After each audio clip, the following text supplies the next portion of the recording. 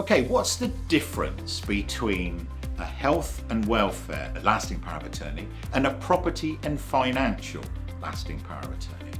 Well, the health and welfare is dealing with anything to do with medical information.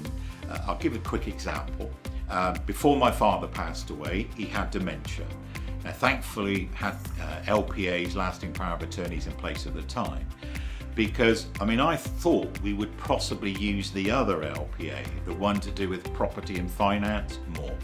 But in reality, because we were talking to the medical professionals, the doctors and that were looking after him in care, we needed the health and welfare a lot.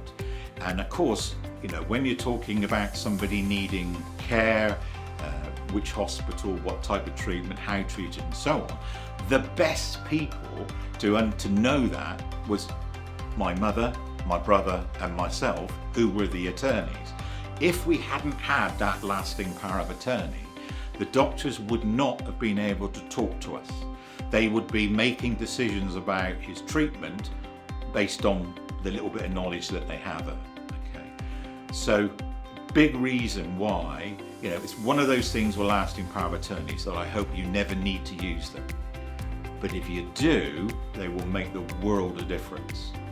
The other LPA is the property and financial one. Now, this is to do with anything to do with bank accounts, paying bills, buying anything, selling anything. Again, when we're back to my father, I was quite surprised that, they had a few joint bank accounts. Some of the banks actually froze some of those joint bank accounts once my dad had been diagnosed with dementia. So my mother then needed to go into the bank with the lasting power of attorney to prove that she had that authority, and then they released the monies that were in the account to her.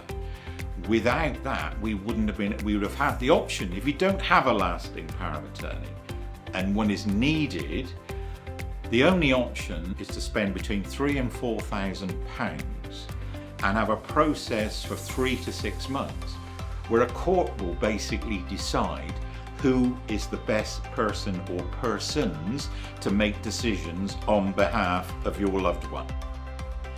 None of them will ever know you. How are they going to possibly be able to make the decisions the best for that particular person? They don't know them.